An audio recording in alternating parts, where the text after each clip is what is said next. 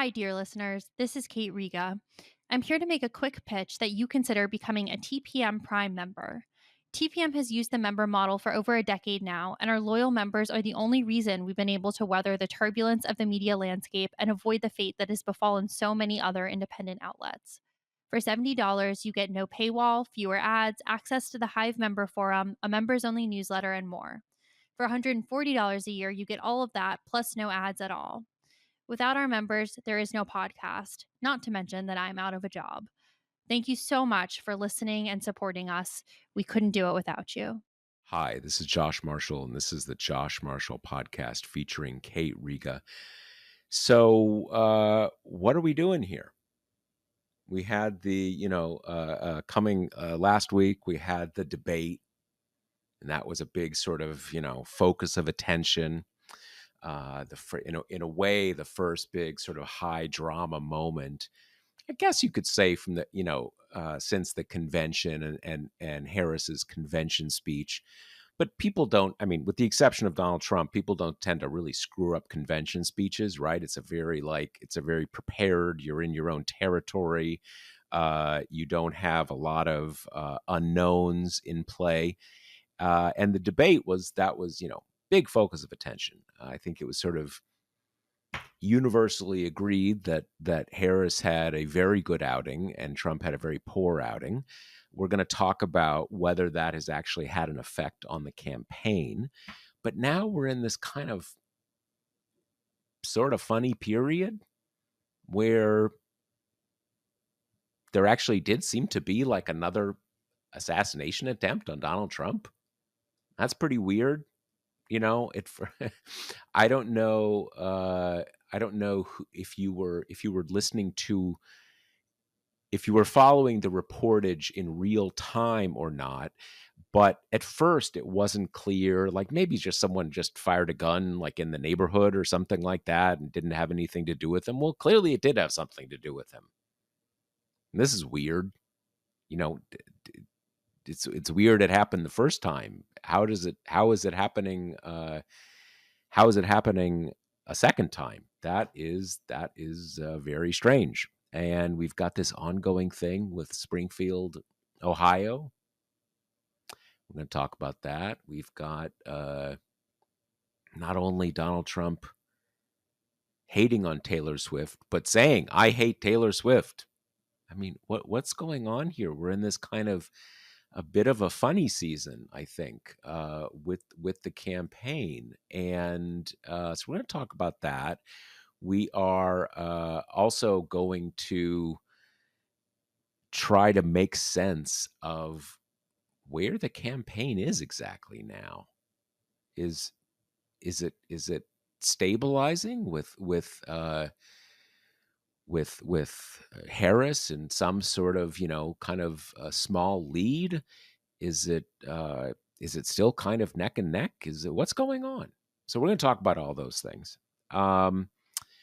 But let's get started by talking to my co-host, Kate. What are you making of this kind of topsy-turvy period when we've come off the debate, and I'm not sure we know what phase the campaign we're quite in now?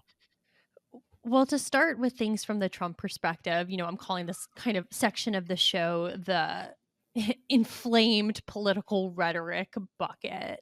Because, like you said, we had the second assassination attempt, which is already kind of a lot more low grade than the first one. Because one of the questions swirling around at the beginning was, okay, what exactly law did this guy break by kind of trumping around the foliage with guns in his backpack? Because Republicans have made a really concerted effort to make sure you can have these guns wherever, whenever in Florida. That's the calling card, right? It's the new conservative refuge for Second Amendment freaks. And it transpired that it seems he never fired a shot. Basically, the Secret Service kind of located him hunched in the bushes where he'd been for a long time, and he had guns in his bag and a scope in his bag.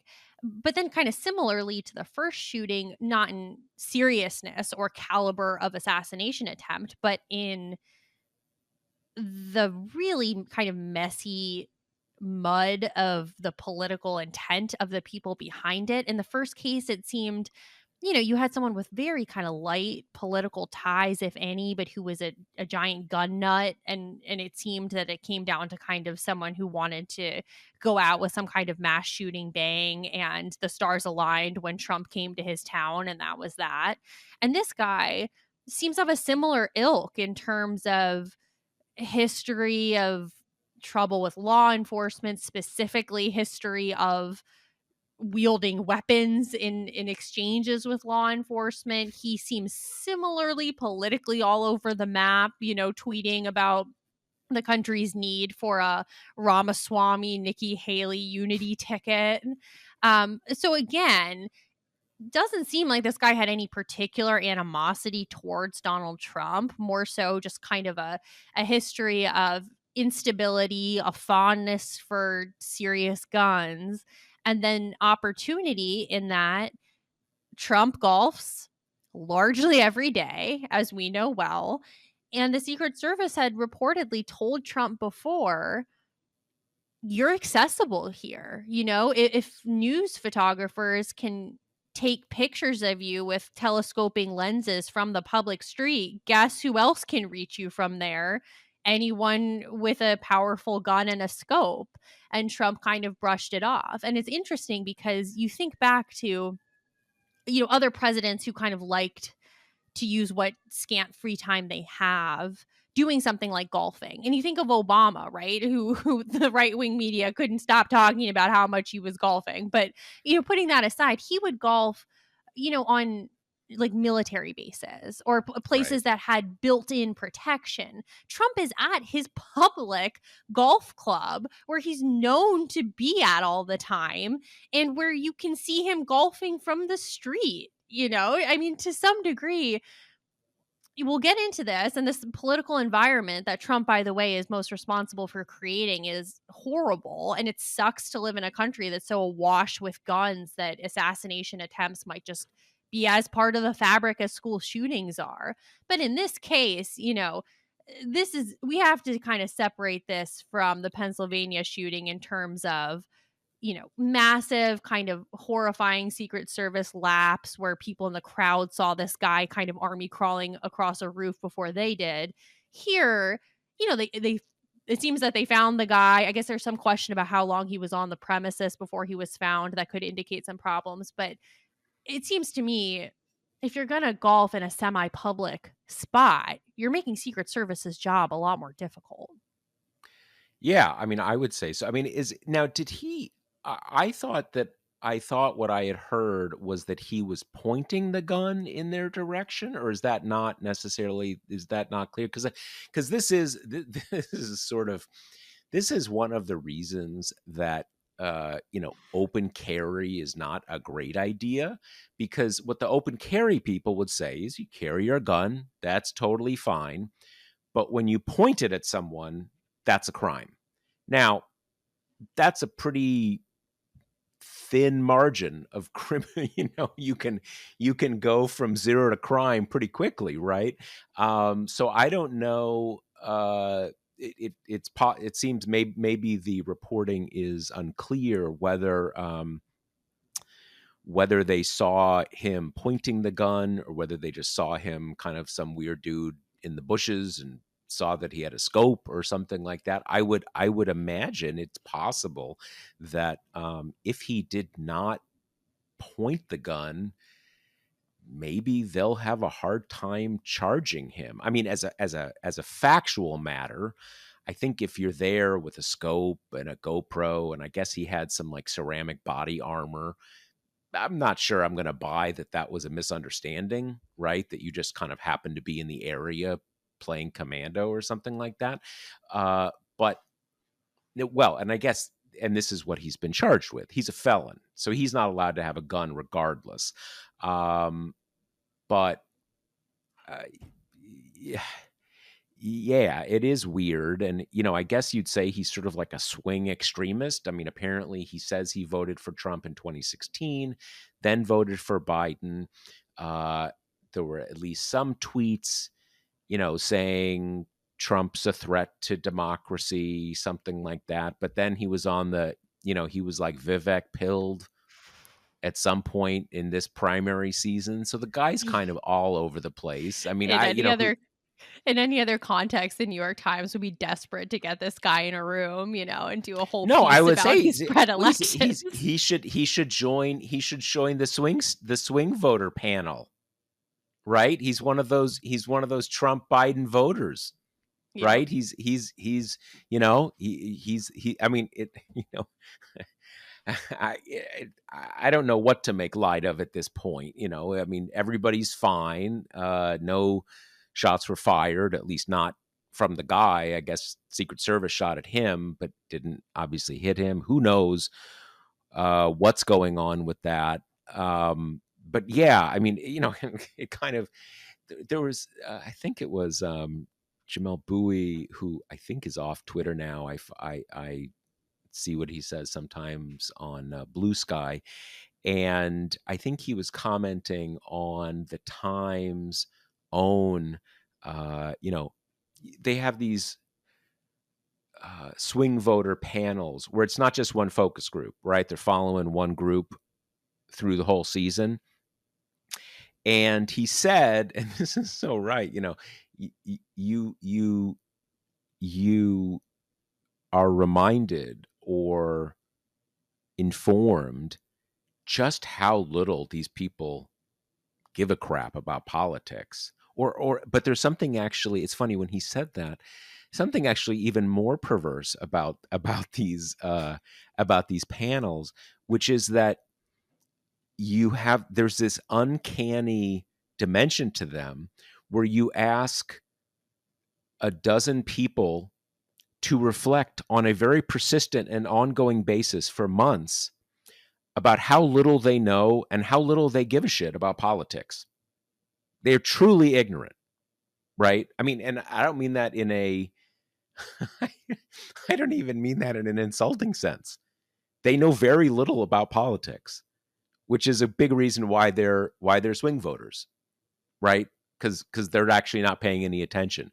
So they get these people and they kind of, again, let's really get into how little attention you're paying and how little attention you will ever pay because you don't care about politics, and that's why you're a swing voter. So we have this swing extremist, and but it's funny that I've wondered about this too. With this, again, you can't not call it an assassination attempt, but the response has been pretty lo-fi, like pretty low key, and I guess there's a couple reasons for that. I mean, one is he didn't get any shots off, so it's less, by definition, less serious than the other thing where someone was killed and Trump was injured. That's real. I think part of it is that everybody saw how Trump treated it when it happened. They totally went to town on it as their top campaign issue and vilified their opponents about it. So I do think there's a bit of a sense of kind of like, dude, we know what you're about here. We're not going to like kind of, call off the campaign to like coddle you because this happened. I think part of it too is just goes back to that point of we live in a country that's awash in guns, right? I mean, every election cycle, you have psycho dudes who are arrested because, the FBI finds them near the Obama's house with a cache of weapons in the car, or they've been making online threats against Biden and Harris, and they kind of storm the house and they have illegal weapons and they're arrested. I mean, this is just common fare now. And this kind of assassination attempt feels to be more of that tranche of stuff, the kind of, could have been bad, was avoided, versus Butler, which, I mean, that's a different ilk, right? Like, we haven't seen a Yeah. president get shot on TV in a while. So that was a little more startling. And even that fell out of the news cycle in 2 weeks. So I think people are also approaching it from, I think, a politically kind of calculating perspective of if Trump getting actually shot on TV didn't really change the race much. A guy kind of foraging in the bushes with guns is unlikely to produce a big bump one way or the other. Yeah, I mean, and some of this may be just my own reaction to it, that as much as I went into any of this with a very low opinion of Donald Trump and a very high, it doesn't surprise me that he politicized it, and that his campaign tried to milk it for everything that is worth. But having seen it, uh, you know, um, it's not a matter of not having much sympathy. It's just a kind of a matter of, like, this should never happen. Violence does have no place, or it's probably better to say should have no place in our political life. But we also know that you will try to mobilize it against your enemies, and that's because that's who you are and that's what you do. And I mean, he's the number one biggest culprit for this violence creating stew we're in. And I mean, that is most evident, obviously, in the Springfield Haitian smear, which we talked about last pod and has only gotten more horrific since then. Um, the community has been beset by threats, including bomb threats that have shut down schools. A local college has been forced to go remote. People are, kind of cowering in their homes under this besiegement. JD Vance has since gone on TV on CNN and admitted that he, quote, makes up stories to direct attention to American suffering, just fully acknowledging that this smear is completely fabricated. You have like little blips along the way, including a Wall Street Journal reporter goes to the house of someone with a missing cat. They find the cat in the basement, and she apologizes to her Haitian neighbor with the aid of Google Translate. It is, I think, one of the most horrible news cycles I've seen in recent elections, which is really saying something given that Donald Trump has been a dominating character for the past decade now. But I think the big question slash Democratic worry that's emerged from this, besides the fact that a major candidate for office can mobilize the right wing against his own constituents, and that's not disqualifying, is the idea that, and this has been laundered through some kind of credulous outlets, that actually the Springfield thing isn't so bad for them. And they're willing to kind of take the "you're a horrible racist" hit in exchange for getting immigration into the conversation. And as a byproduct of that, moving the conversation off Harris's debate thumping into at least a realm where Trump is dominant, right? On immigration, he continues to outstrip her in the polls. Now, the thing for me there is, I understand that concern, and I understand the concern that Trump's politics is one of dominance, and he always needs to be the main character, whether it's good or bad, right? It's that the old chestnut of, all PR is good PR. And when we're talking about him, there's less room for people to know about her. And that does concern me. And we are still in a media ecosystem where it's hard for Democrats to break through. And that's worrisome. But the flip side of it, I think, is a little silly to pretend like this is a, you know, caravans are coming to the border kind of story. Like, we already have a little bit of polling on this. And while most Republicans believe the smear, independents overwhelmingly don't, Democrats overwhelmingly don't. Like, you do get a sense that all but the most crazy MAGA diehards are like, what is this? It's weird, it's strange, it's gruesome.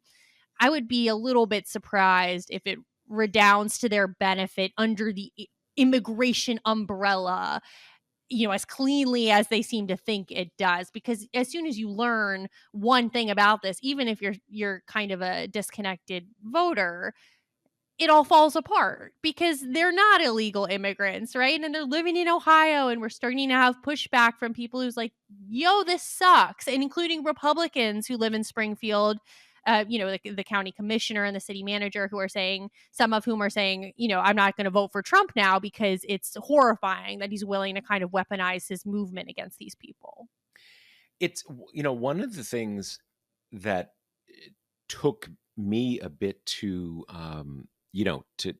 to understand about this situation is that when I guess there's a Republican mayor, this is a county that Springfield's about half the population of the county, so it dominates the county. The county supervisors, who are basically all Republican, they're very upset about Trump stuff. And at first I thought, well, these are just sort of like solid citizens, and they don't like that. Some of the residents of their community are being vilified. That is also seems to be the case.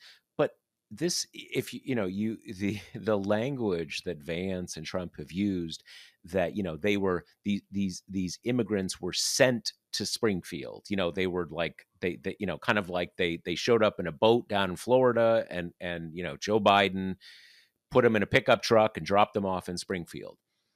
I mean, people don't get assigned where to live in this country, even in refugee resettlements. That's not quite how it works.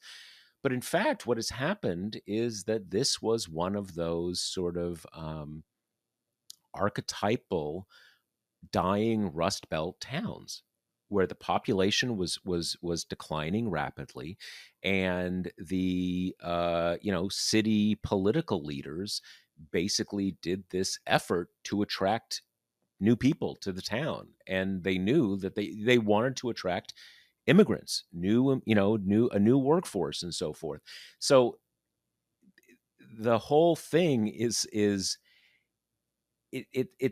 is a wild story. I think if you take away all the politics, I think what you see is um, both a town being revitalized economically, uh, and that inherently is going to have some growing pains.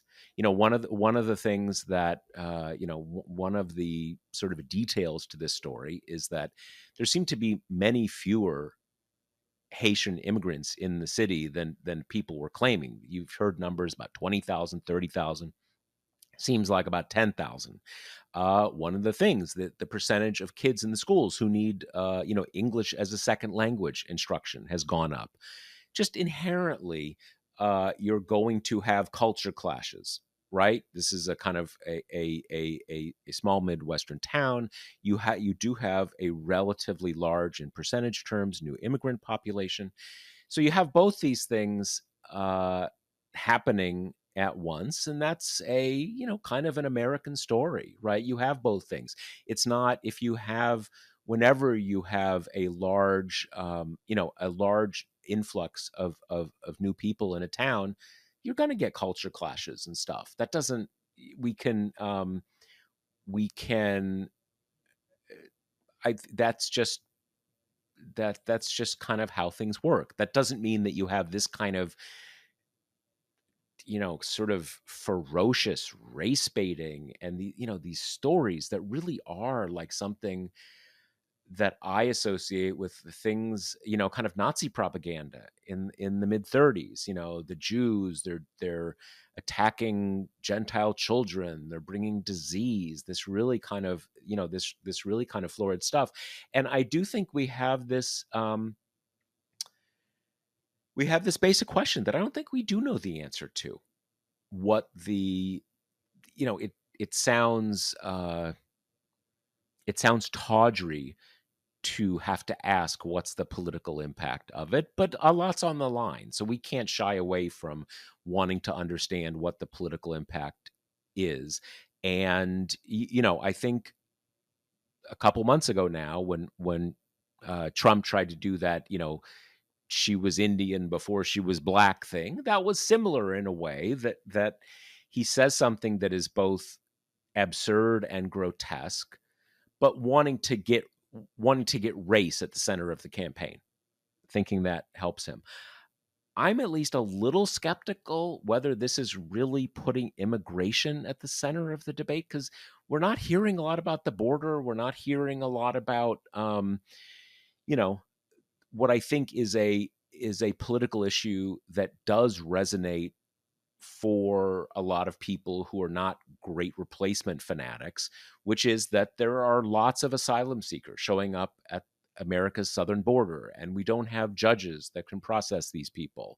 And, in certain border communities, just absorbing a lot of these asylum seekers, puts stress on the social safety net and blah, blah, blah, blah, blah, all this kind of stuff. But what we're hearing is this kind of bizarre story of a town that seems to have largely been kind of caught out of the blue by this electoral campaign driven freak out. One thing I was going to say when you were introducing this, Kate, is that as much as Trump and Vance continue to go to town on this, right? They are not stopping. They're elevating, even as the story falls apart even more than I would have imagined it would. But the interesting thing is the national press has not pulled a lot of punches in saying this is completely absurd. It's clear they're lying. They're admitting they're lying. So which it is, what is really coming through for most people is not really clear to me. I think that's totally right. And I think part of why these kind of mainstream outlets have acted on this story more the way we wish they would act all the time is that it is just so violently racist. In, as you say, this old fashioned blood libel-y, they're eating vermin and bringing communicable diseases kind of way that even the most unserious student of history recognizes this. We've seen this movie before, right? So yeah, no, I totally agree with you. And I think in the mix as well is we often have this idea that, Trump and co are kind of like playing this 4D chess. And this all just stems from 2016, this idea that they know something that nobody else does, which gives everything this veneer of strategy. Even when, if you kind of took off those 2016 tinted glasses, you would be like, why are you doing this? And why in Ohio in particular, right? I mean, like you say, it's not on the border. It doesn't blend well into your other points. It's not even particularly a swing state, right? And this goes into our last part of the bucket of Trump craziness, because we do have to move on, but which is him tweeting, truth socialing in all caps, "I hate Taylor Swift."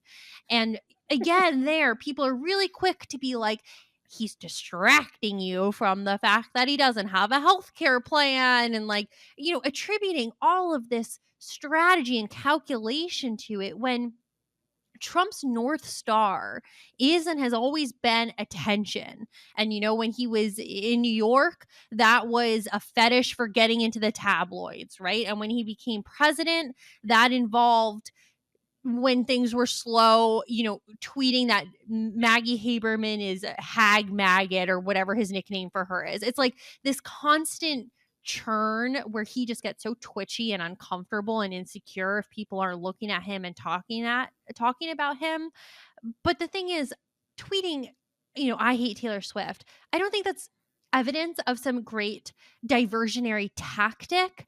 I think he is pissed that Taylor Swift endorsed Kamala Harris, and so he truth socialed about it. And it's nothing deeper than that. And to some degree, this Springfield thing gets him a ton of attention. Like, the people at his rallies love it. Not everything is this 6-state strategy of how to win the swings and how to get back into the White House. A lot of this is just Trump's id, which needs to be at the center of attention. And that matters to us because there is some downside in him dominating the conversation all the time. And Harris, in the brief time she's been running, her peaks have happened when she has wrested the conversation away from Trump and made it about herself. And that's important. But that doesn't take us to the point where you've got to assume that this is Trump being smart. This is Trump being Trump. That doesn't, preclude him from winning, unfortunately. But that's the situation we've got on our hands here. The guys at the Bulwark, which is again this sort of never Trump Republican publication, which is, if you're not familiar with it, just to give you a feel for it, never Trump Republican, but the kind of Republicans who it's not clear they're totally still Republicans anymore, just that they have made that move. In any case, one of the guys who writes there has a way of explaining what I think we know intuitively, what we've seen, but a way of describing it, sort of articulating it, which is that, Trump's central strategy, as Kate was just saying, is first you hog the attention. And then once you hog the attention, then you've got something to work with. Then you have the mic, and then you can decide what you want to do with the mic. But first you need the mic. And so all of this is grabbing the mic. And that is true. But I think, as Kate is saying, it's a strategy. That is it's like saying your strategy is to eat. Well, that's just being human. We need to eat, right? So, like, if you were dropped into a forest, you'd try to find something to eat because you get hungry, and that's the level at which he operates. So this is more a lizard brain thing that is instinctive for him, and it did work in 2016, at least in the technical sense of work, in that he became president and can't argue with success.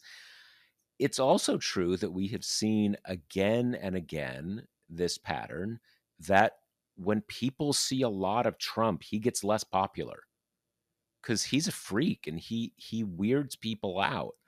And I think he has, you were saying, Kate, with the Taylor Swift thing, was that kind of strategy, or was it the middle of the night and he was just, who is this bratty blonde girl and why is she attacking me, and just wigging out? And I think that he has, because of how his life has unfolded, I think he feels at a deep level, my impulses win. So when I feel something really deep, I'm going to go with it because that's worked for me in life. And it has worked for him in life in most, in most ways. But it is this classic thing that we've talked about so many times. I think what's happened here is that Kamala kicked his ass in that debate, and in one of his moments of fury, he kind of went off and said, "They're eating the dogs, they're eating the cats." And then he and his campaign were sort of like, well, I mean, we went there, so we kind of have to go all dogs and cats now. Here's where we are. And they're flailing now. They just are. And flailing could work. We can't rule out that flailing might work, but to keep our own heads, to due north and which way gravity is up and which way is down, we can't lose track of the fact that they're flailing. They're flailing. Yeah, that's a good point too, which is you can't apologize in MAGA and you can't backtrack in MAGA. So similarly to how he started saying the Hannibal Lecter thing, he can't stop. They can't stop with the Springfield thing, And even if it is a matter, I'm stealing this from someone who I forget who wrote it, but of them having stepped in dog shit, they can't hose it off. So they have to keep walking around with dog shit on their shoes because that's the ethos. You're never wrong. You're never made a mistake. You can never apologize. Well, it's all, there's been a few points with the Lecter thing where he has basically said, like, oh, now I've gotten you liberals to admit you can't handle Hannibal Lecter. Ha! I knew it. This is why, kind of, as you said, it is it's almost like, in improv, real improv, not the sort of the organized improv that Saturday Night Live is now, but what improv used to be, which is just you put a few actors and give them a concept and let them go, and you often accidental things develop plot lines, and that's what it is. It is that fortuitous kind of thing. You find something you stumble into, and then really clever comics and actors improvise, and it really is an improvisation that, I pretty much guarantee you that when his people were watching that debate and he had his sort of like Jack Nicholson moment, like, you bet I made the dogs and cats get kidnapped by the Haitians and barbecue them. You're right, Kamala. That kind of like, you can't handle the truth kind of moment. They were aghast. And they basically said they were aghast in real time, but you got to go with it. You've got to improvise. Because as you said, just as there's no cut in improvisation. That's what gives it magic. There's no apologizing in MAGA. Right. So, meanwhile, Harris has been doing more interviews, which I wouldn't want to go a whole podcast episode without critiquing the mainstream media and the headlines of the event she just did with the National Association of Black Journalists, which listeners will remember is the same event at which Trump accused her of turning black, which so shocked the audience that there are audible gasps in the video. But that her interview is being framed as, I think Washington Post used in rare interview. Politico said she refused to veer off script in first solo interview. So it's really funny because for us, if we watched an interview with a presidential candidate where no news was made, which common in all kinds of interviews, right? I mean, when I go to the Hill, over half of the information I get doesn't go in a story because it's uninteresting or they've said it before. And politicians like to tread the same ground that has been poll tested and fact checked and whatnot. You just wouldn't write it up, right? But now they're creating this kind of different frame where her not making news is not just kind of bad for reporters, but it's her failing to not make news. And putting all this aside, she did make news. This was the first time that she's kind of squarely addressed the Springfield stuff. And she said, she talked about how this is their tropes as old as time, how, it's a crying shame. There's no room for it. She connected it to the birtherism stuff and the Central Five stuff in terms of his long history of kind of smearing Black people with lies. She also got pressed on Israel Gaza stuff, pretty much towed the same line of continuing kind of the Biden administration policy largely. I thought one of her best moments of the interview was she was asked about potential leaking of black male support. And I thought she dealt with it really well. She said that, Black men shouldn't be considered to be in anyone's pocket. You have to earn their vote the same way that you earn everyone else's vote. And then she transitioned it into kind of her plan to help Black people build wealth that they've been kind of cut off from doing for so long. So that was kind of her quote unquote mainstream interview, right? She's also been doing interviews that just you're never going to get these national reporters to consider real, which is, she's been doing a lot of kind of AM radio, local drive time kind of stuff. But this was a kind of big sit down, and I'm interested to hear what you thought, Josh, but I saw clips of it. The campaign clearly thought it went well because they tweeted out a lot of clips of it, but it feels a little, I guess, lower voltage than perhaps the highly anticipated, CNN kind of dual interview from a week back. Yeah, when I saw clips of it yesterday or whatever, I was like, oh, she's doing another interview. Like, I hadn't even heard it was happening, right? The first, like, when it was happening was the first I'd heard of it. And this goes to your point that you made a few weeks ago, which is that you don't want to go. I mean, notwithstanding the fact that I don't think there's a lot of need or value in the Dana Bash type interviews. And when I say that, I'm not picking on Dana Bash. I just mean those kind of, network star anchor interviews, that you don't want to let it go so long that it becomes like a debate kind of thing. Like everybody's like, oh my God, it's so high drama and everything. So it's sort of good that they did this, and now it's not high drama, right? Like there was no build up to it or whatever. I thought it went well. I saw parts of it. She's very fluid in these interviews, and I don't just mean compared to like, Biden or Trump, that they're not getting names confused and stuff like that. She's just very natural. And it's funny, I have seen, not surprisingly, uh, Republicans getting little clips of her from these interviews and like making fun of her on Twitter and stuff. And generally, what they are making fun of is something that I think actually works for her, which is a very conversational, um, non stilted language way of talking about issues, right? Kind of relating it to how we relate to issues as people, how we feel about issues, how when we think about immigrants, when we think about people being attacked for who they are. It's a very colloquial, vernacular way of speaking, which is how people speak. Which so I think is good, right?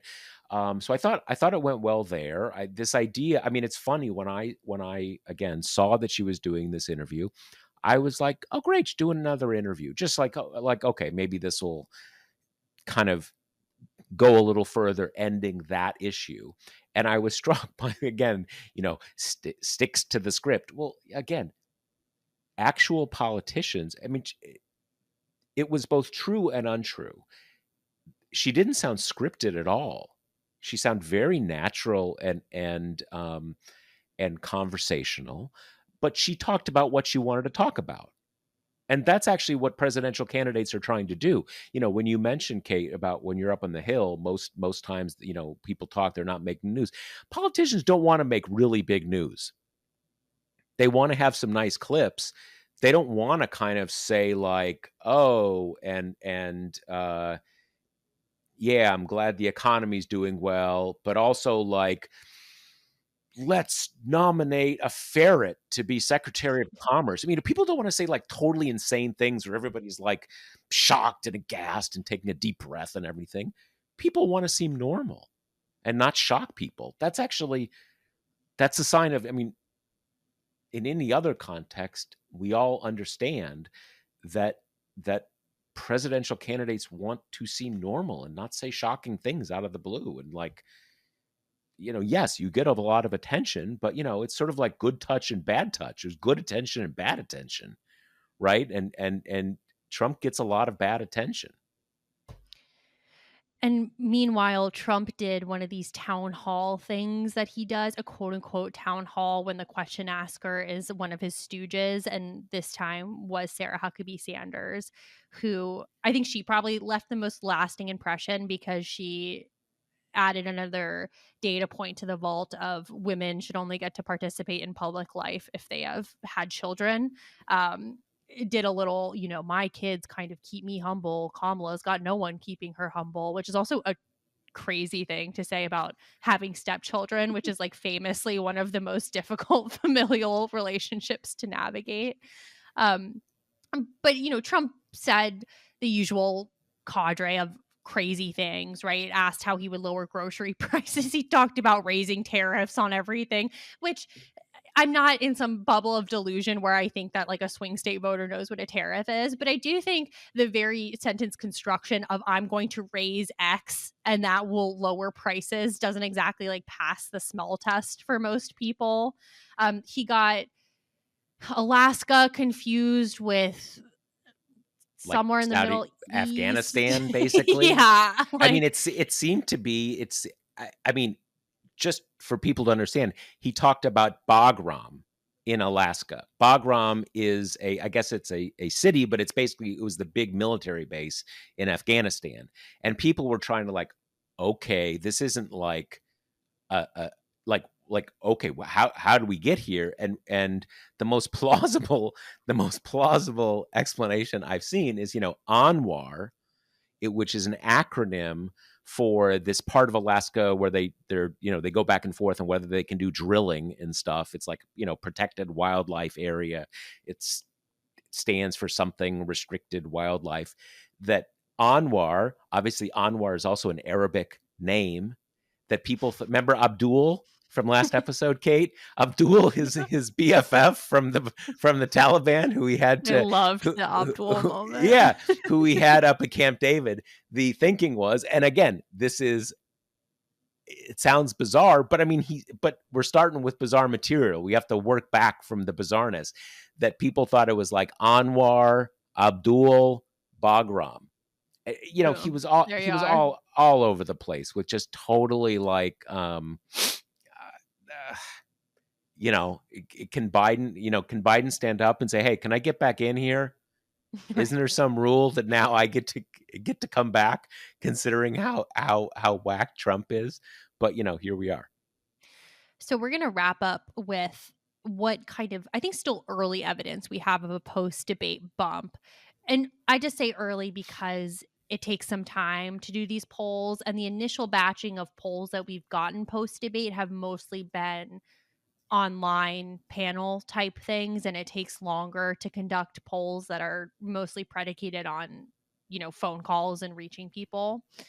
So what's been interesting is that we're getting a modest bump, right? Even in these very early days, a pretty distinct move in her direction. But what's kind of fascinating is this is generally broken down as giving her a small advantage on the national scale, maybe up to a point kind of in her favor. But in these early tranche, she has been doing much better on a state level. And that's really, really interesting because we're obviously awash with anxiety at all times that, the polls are underrepresenting Trump support. But her overperforming on the state level is a little bit of a comfort in that realm because when we've seen that before, you think of Obama Romney, right? Like he was performing better in the state polls than the national. And then the national polls ended up to be underestimating him by 2 or 3 points, which is a big deal on that scale. And we're getting these early state polls which have her doing, up the Marquette poll had her like up 5 in Wisconsin, right? We're getting little positive shifts in her direction in the swing states. And then some of the polls that have attracted the most attention are states where she's not going to win, right? The Ann Seltzer Iowa poll where Trump is only beating her by 4. And then we had a poll out of Alaska where Trump's only beating her by 5. And the Yeah, point is not that she's going to win Iowa or Alaska, but as we've talked about on the pod before, states don't operate, generally don't operate in a silo. They're all kind of moving in more or less the same direction to different degrees. So if you see her stemming the bleeding in somewhere like Iowa, only losing Iowa by 4 or 5 as compared to Biden losing it by a more normal, 10 or 11, that suggests that she's probably doing better in Wisconsin and Pennsylvania and Nevada and the places that she needs to win as well. So the early picture we're getting is that she did get a bump, and that most importantly, where we're seeing the bump materialize are in these state polls, which are critical because as things are shaking out, it seems based on her strength in the state polls that she only needs to overcome about 2 points for the electoral college bias towards Trump, which is a lot friendlier than Biden's landscape where the advantage was 4 points, much more right. difficult. So we're still waiting for some of the bigs, right? But that's kind of where we are in these early days. Yeah, I would say it seems that we make such a big deal about such marginal movements in the numbers that were sort of, trying to come up with language to explain these very slight differences.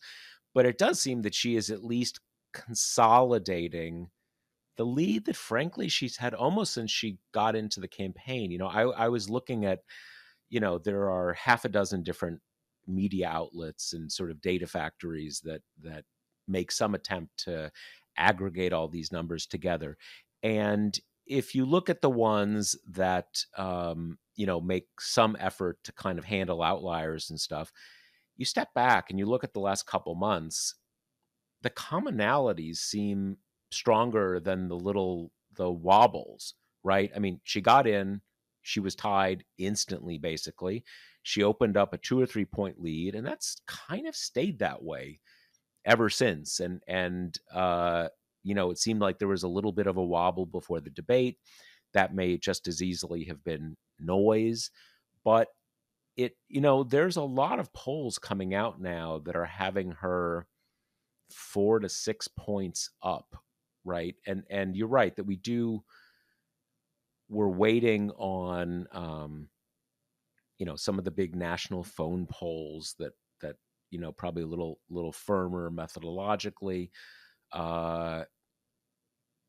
We're back in that moment now where you have, on the state level, you have a number of polls that are high quality polls, and then you've got like a lot of Trafalgar and Insider Advantage polls, and these kind of polls that most pollsters don't even really consider polls. They don't really seem to actually uh, be making a good fit. They're kind of junk polls that we saw. The ones that somewhat notoriously in 2022, kind of flooded the zone and obscured the picture that the real pollsters were taking. So it does seem like she's certainly getting some level of a bump from the debate. There's no question about that. The question is whether this is going to be sustained in the way that you could. There was that question almost 2 months ago now, where she starts to open up a lead, and it's called the honeymoon. Well, she's new. Democrats are excited because they thought they were definitely going to lose with Biden. So it's a honeymoon, it's a bump. Well, it's not really. That was kind of the new campaign where she's a good 2 or 3 points ahead. So I do think you can say there seem like reasons to be cautiously optimistic about what the polls are telling us. Having said that, even if you look through that prism of cautious optimism, the polls are really only telling us, to the extent they're telling us anything with much, not certainty, but sort of firmness, that she seems to be doing well in the blue wall states and Nevada, which would be a win, but it's still a pretty narrow one, right? That she's kind of at best tied in Arizona, North Carolina, Georgia, depending on which way of slicing and dicing those numbers you look at. He may have the tiniest of 0.3% or 0.5% lead in those. On the other hand, you can certainly look at that from the Trump perspective, and it's pretty scary that he needs to uh, win everywhere where he's even kind of close to tied to even be in it, right? And cautiously optimistic. I think the polls are telling an encouraging story for her, but as we know, that's always with the reality that polls can easily be off by 2 or 3 percentage points in either direction. That's just how polls work. You can't expect them. They're not accurate to that, kind of to the percentage point. That's just not how it works. There's uncertainty. Which makes you want to die, right? Because then we live in a world where a Trump landslide and a Harris landslide are both very possible, right? Yeah, yeah. Alongside the more kind of bog standard, it's going to be close, and you're going to want to die for a few days until we have the election results. I mean, But can I say okay, one thing about that? I mean, I yeah, think what is what the polls say is possible is, what counts as a landslide these days, but a Trump 2016 or a Biden 2020 level result where, where one or the other not just wins, but wins by two, 3, 4 states in the electoral college. So it's, both of those are really possible, as you say. And, to be clear, you'd rather be Harris right now, right? I mean, it's been a while since we've gotten any tranche of polling that you could consider positive for Trump. So, kind of chin up on that. I think what we're just saying is it's a small lead, right? I mean, all the states that are going to decide it are basically within 2 points at the most generous right now. And Yep. that's a close tight thing. And I think the debate was so good for her because, to kind of tie in the rest of the episode, it both let voters see her and kind of her competence and her, her joy and her responses, and juxtaposed what we were talking about, where the more people see of him, the less they like, right? So you could kind of accomplish both in one fell swoop, which is why I really hope they do another debate. And I think Trump might feel like he has to, even if he knows that the risk of doing that again is really high for him. But if you are kind of, especially if you're trailing in the polls, you don't really get much of a choice. You have to change Yeah. up the narrative. And I actually think it would really, even though she clearly won the first one, I think it would behoove her to have another, because I think the struggle from here to election day is going to be resisting how these campaign scripts have gone the past 2 times, which is inevitably Trump sucks up all the oxygen and the Democrat is kind of reduced to this position of reactivity to him all the time. And he's still the main character and he's still kind of driving the narrative. And it's very, very, very difficult for the Democrat to get any kind of untethered to Trump narrative to win the news day. And so that's going to be her challenge here. And I think a debate would be useful in that effort. I expect we're going to see her kind of blanketing all different types of media along with her surrogates to try to wrest the headlines away from him. But I mean, we're what, 40 some odd days out from the election? Yeah, almost 50, but not quite. We're under 50 now, like 48 or something like that. Yeah, So really the home stretch. yeah, no, one of the things like I'm kind of keeping an eye out for is when does he shift and say, "Hey, I demand another debate." Because as much as we have no certainty he could win, his winning depends on not a polling error, but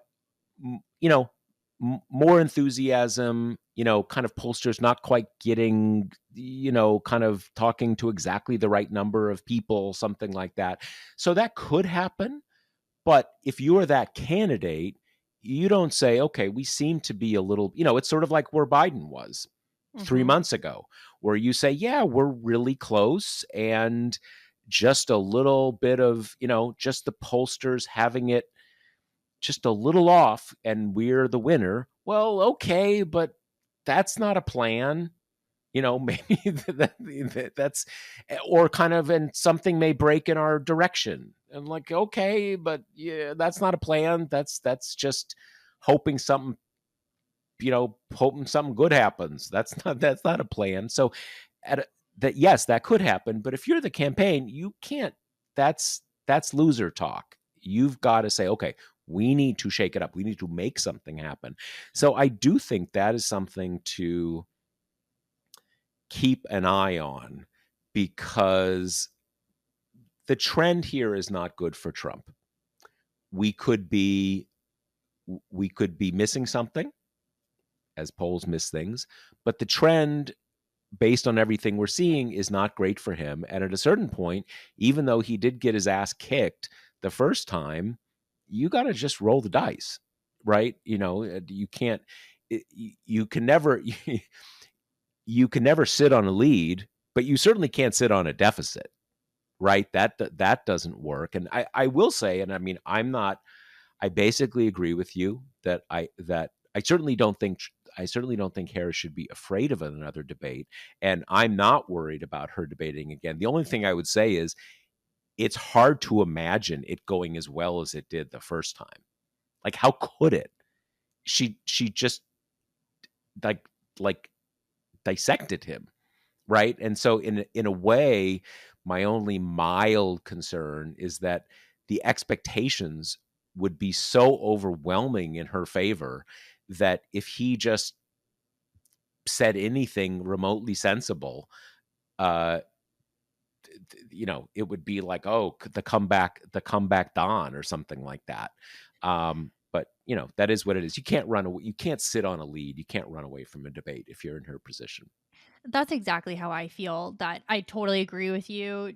I don't know how she does better, but I also think that she has reaped rewards every time she's run aggressively. And, Hmm. that's kind Hmm. of the mantra of her campaign, right? We're the underdogs. We're going to run like the underdogs. And I like the aggressive, hungry approach much better than the kind of vintage Democratic timidity stuff.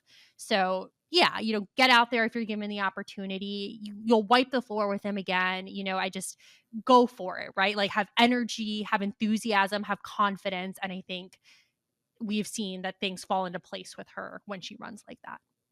Yeah, no, it is certainly true, and we know this. It's worth saying it out loud that there have been 3 or 4 times over the last 2 months where we thought, "Ooh, you know, is she gonna hit a base hit? Right? Can she do it? Can she do it?" And each one of those times, she's exceeded expectations pretty substantially. I mean, just getting into the race, she exceeded expectations. Um, I, what happened was, I think, a totally unrealistic expectation. I think everybody agreed that she gave a great convention speech. She destroyed him in the debate. So, at a basic level, you send a signal as a candidate, as a campaign, as a political coalition leaning forward, because you are saying we're confident our person's going to do well. We're not afraid. And that sends a signal to the electorate that is an important one. You want, you want that. So there we are. Like, as we just said a moment ago, what is it? We're a little under 50 days. We are in the thick of it now. And I think there's reasons to be cautiously optimistic. And given the different places that we've been in this cycle, that's not that's not bad. So anything else we need to hit? I think we're about set for Yep. this week's episode. We will talk to you again next week. Talk to All you right. then. See you then. Later. The Josh Marshall podcast is hosted by me, TPM reporter Kate Riga, and TPM founder, editor-in-chief Josh Marshall. The show is produced by Jackie Wilhelm. Thanks to Why Not Jansfeld for our podcast theme song, and thanks to all our TPM members who make this possible. Rate and review us on Apple Podcasts, and subscribe wherever you listen.